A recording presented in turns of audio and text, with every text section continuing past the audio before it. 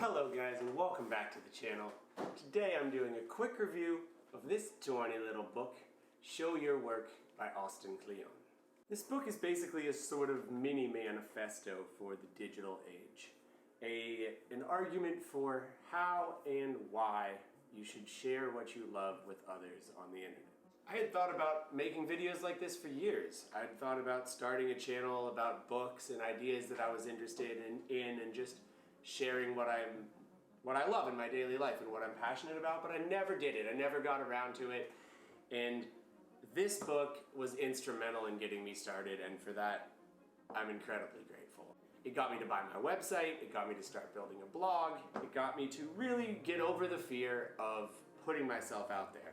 It has 10 sections, which I'm not going to go over all of them, but I'm just going to mention a couple that really stood out to me and some of the ideas that really caught my attention. The first section is, you don't have to be a genius. Now, I really love the argument that he puts forth in this section, which is basically that experts are often not the best people to teach things.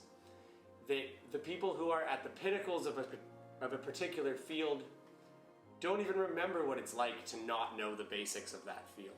And they don't know how to teach it. They don't remember what that was like. And so oftentimes the best teacher is the person who just learned something.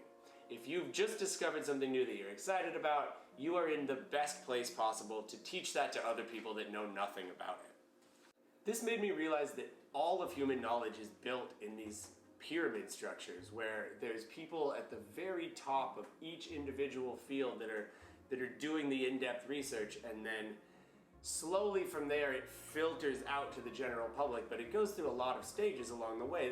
Those experts at the top, they write very in-depth, specific books for other people in the field or for graduate or doctoral students, and then somebody reads a bunch of those books and writes something slightly more general for undergraduate students. And then somebody reads a bunch of those books and writes something for the general public about what's going on in the field as a whole and what's advancing.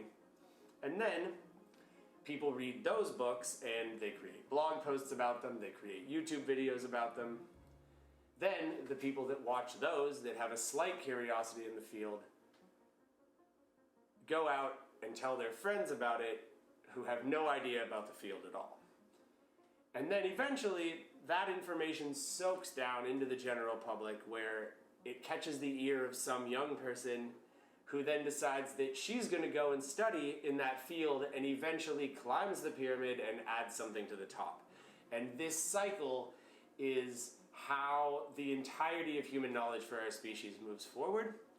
And wherever you are in that cycle, wherever you find yourself in any particular field, you can be at the top of one field, in the middle of another field, or at the very bottom just watching a YouTube video and explaining it to your friend in another video. But wherever you are in this, it's important. It's a part of how human knowledge moves forward, and it's important to do it accurately and correctly as well as you can. And cite your sources and try to make sure that the information moves along down or out the pyramid in a functional and knowledge-serving manner. The second section of this book that I thought was interesting was think process, not product. It's a big change that we need to get over in what's happened with the digital age, which is that there's always been this myth of the artist who huddles away in their chambers for 10 years and then comes out with a masterpiece and the world glorifies them. But that's generally not how it works. Generally, great work is built on top of a pile of garbage work. It's built on a pile of imperfections and struggles, and in the digital age, when the gatekeepers are gone, you don't have to work for 20 years to get a gallery show to finally show your work. You can put it online, you can get feedback much quicker. It's actually a much better way to advance your art and to become better quicker, is to show your work to people, get feedback, and often it's more helpful to them. People are interested in people.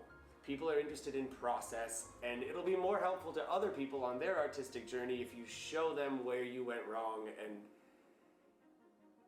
and the struggles that you went through to make the masterpiece that you will end up with. The third section I found really interesting was number 6, which was teach what you know. He makes a really great argument that in the digital age, it is no longer beneficial to hoard your knowledge. The most famous chefs in the world now are the ones that give all their recipes away in books, the ones that go on TV and show you exactly how to cook their food. And yet you will still go to their restaurant and pay exorbitant money, more than you would have otherwise, to eat their food. Because you got to see their process. You know how much time and detail and work they put into it, and it's actually more impressive now that you know. So I thought this was a great argument for not hoarding your ideas, not hoarding your knowledge, not hoarding your process, and not trying to live in this air of mystery around your art. This section also had my favorite quote from the book, which is from the author Annie Dillard, and it said, "The impulse to keep to yourself what you have learned is not only shameful, it is destructive. Anything you do not give freely and abundantly becomes lost to you. You open your safe and find ashes." That quote hit me super hard. There was another quote that I heard recently that stacks right on top of that, which is, "You only know what you make." When you read information, you read a book, you put it down afterwards, it goes in for maybe a few weeks, and then you forget it. Maybe your favorite quote from it you remember for a few months or a year. But if you take the time to do something like I'm doing right now, to write a summary, to do a report about it, to take notes, to write a blog post, it just makes you process it in this new way. And yeah, I love that quote. You only know what you make.